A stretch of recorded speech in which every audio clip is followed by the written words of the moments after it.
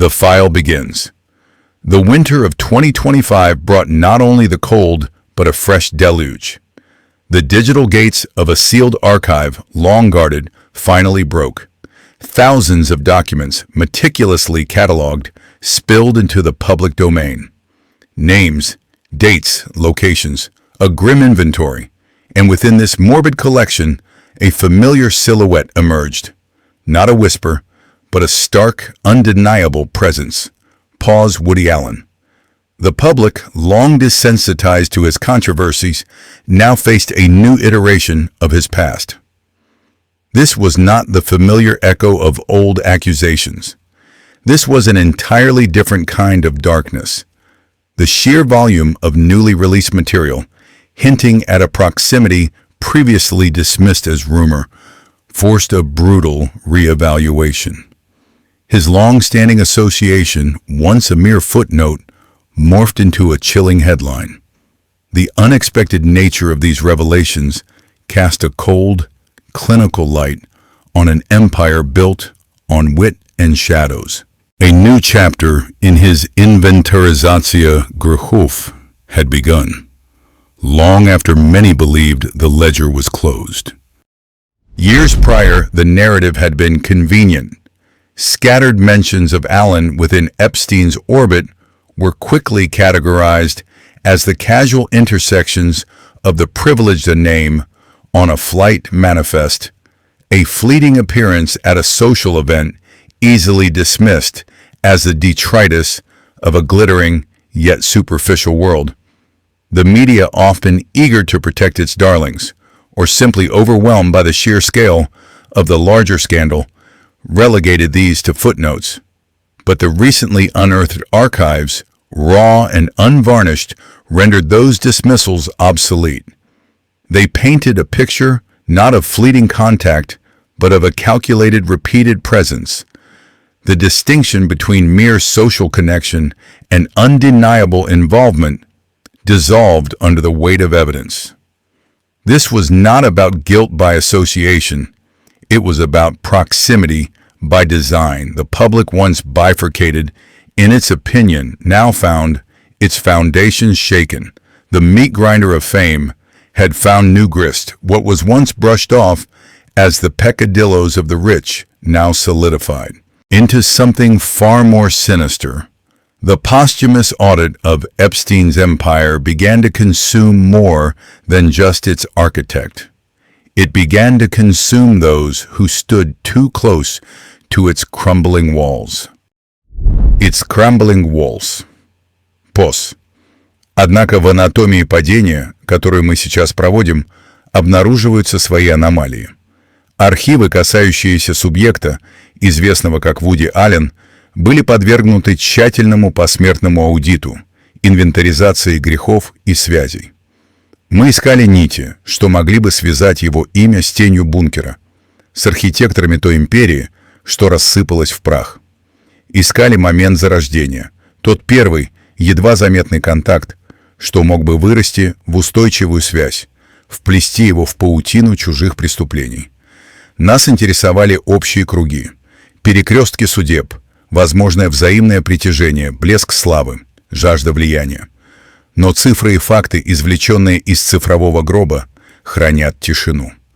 Документы, протоколы, свидетельские показания, финансовые потоки – ничто не указывает на то, что пути Аллена и Эпштейна когда-либо пересекались в значимой, тем более зловещей, плоскости. Его мир, кажется, вращался вокруг других орбит, других скандалов, других приговоров.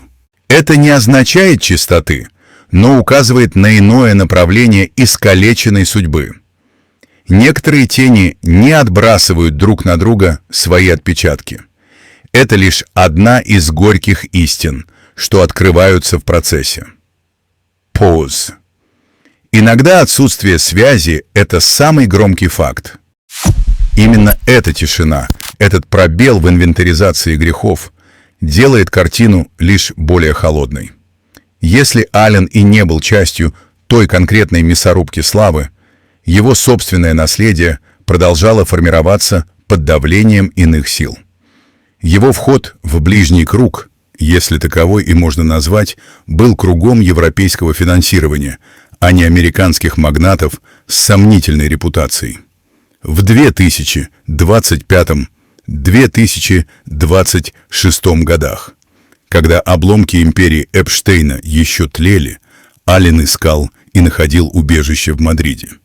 Его новый фильм «Оса-2026» стал своего рода актом изгнания из привычной голливудской гавани, приговором к работе на чужой земле. Миллионы евро от правительства Мадрида, контракт, обязывающий упомянуть город в названии картины. Вот реальная цена его творческой свободы в этот период.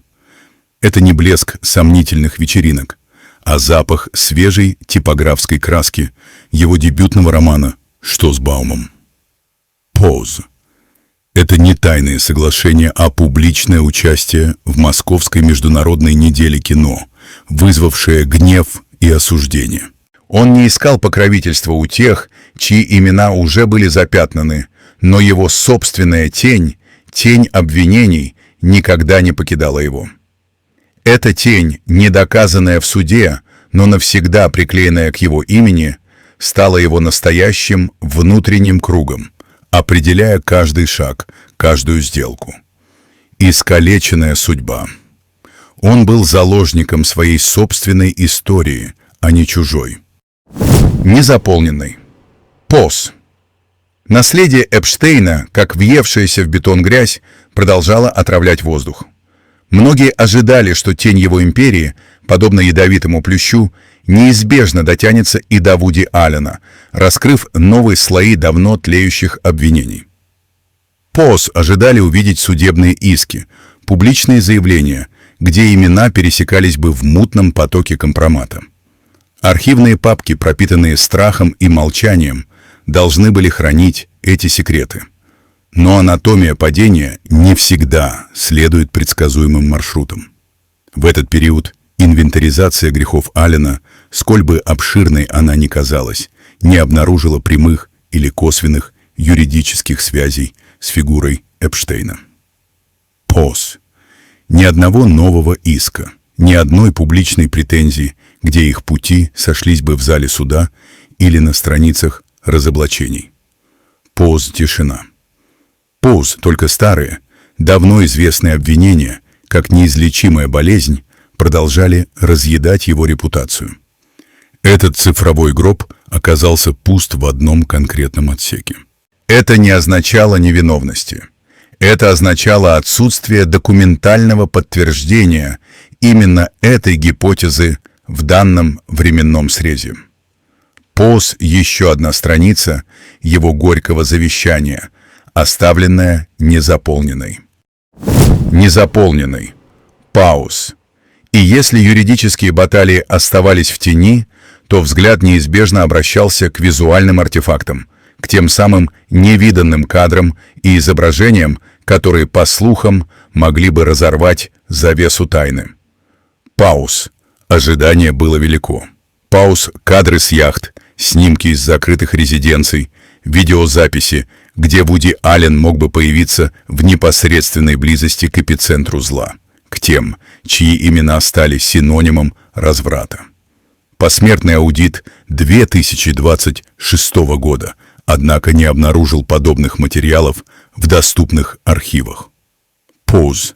Ни одного нового кадра, ни одного изображения, которое бы неопровержимо доказывало его вовлеченность или даже случайное присутствие в самых темных кругах Эпштейна. Поз. Только тишина цифрового гроба. Поз. Лишь отблески старых, давно изученных скандалов продолжали мерцать, как обломки империи, освещая лишь его собственную, уже искалеченную судьбу. Эта пустота, это отсутствие ожидаемых доказательств само по себе становилось фактом. Поз, возможно, истина была слишком глубоко похоронена. Поз, возможно, тень бункера оказалась непроницаемой. Или же для Вуди Аллена эта конкретная грязь была чужой. Его собственная была достаточно. Его собственная была достаточно. Пус. Однако тень бункера, хоть и не поглотила его целиком, оставила свой отпечаток. Вопрос о тревожной близости к теневым операциям финансиста, к его запретным островам, никогда не был закрыт полностью. Общественное воображение, этот безжалостный суд, уже вынесло свой приговор. Не требовалось новых кадров. Достаточно было лишь воспоминаний о давно минувших вечерах, о фотографиях, где он, человек искусства, стоял в одном ряду с теми, чьи имена теперь стали символом разложения. Эта близость, даже если она была лишь физической, даже если он был лишь невольным статистом в чужой драме, необратимо приклеилась. Поз. Она стала частью его цифрового гроба. Анатомия падения часто начинается с невидимых нитей, с неосознанного присутствия в неправильном месте, в неправильное время. Это не прямое соучастие, нет. Это хуже.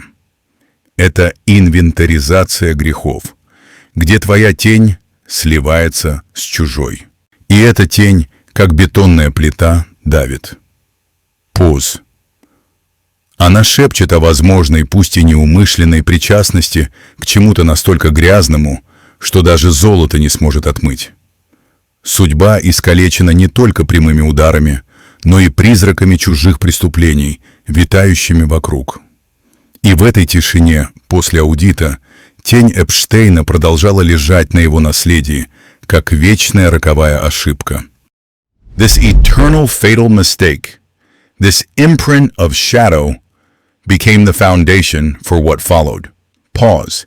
The posthumous audit of 2026, instead of bringing purification, only cemented the status quo. It did not reveal new secrets, but neither did it wash away the old. For Wudi Allen, this meant continued exile. Hollywood, once his home and throne, had finally closed its doors. The splendor of the empire he had built for decades had faded. Now his path lay through European capitals, through Madrid and Moscow, where pragmatic calculation outweighed moral dilemmas. Funding, once flowing like a river, had turned into meager trickles, demanding compromises. Pause.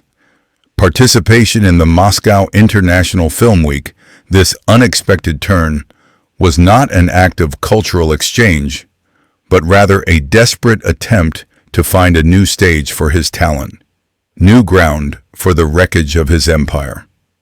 The sharp condemnation from Kyiv, like a pulse strike, only confirmed the past does not let go.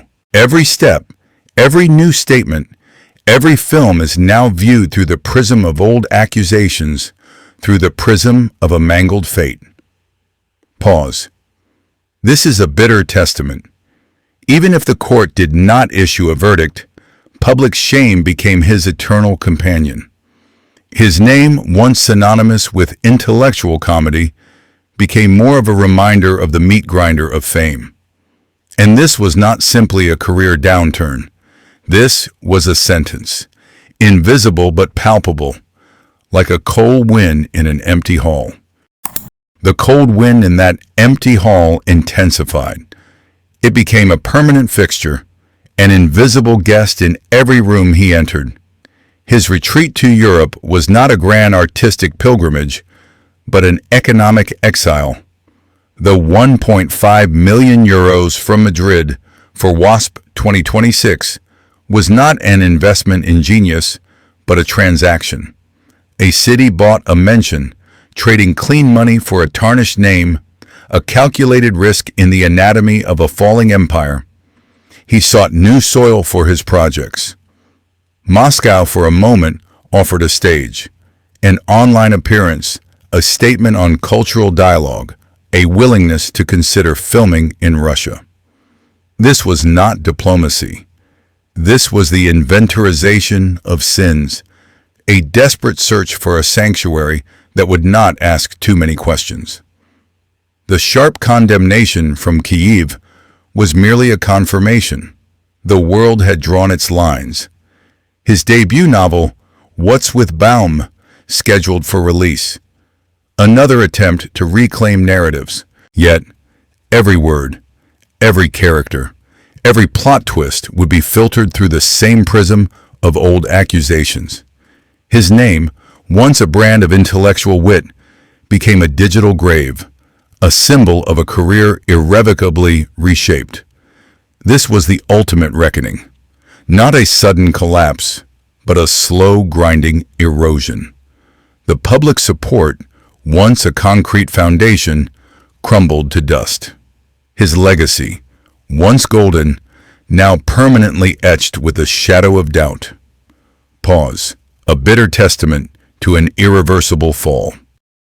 The audit concluded the balance sheet presented, not in a court of law, but in the unforgiving court of public memory. His name now a permanent case study in the consequences of association, a stark reminder of how deeply personal narratives intertwine with professional legacies.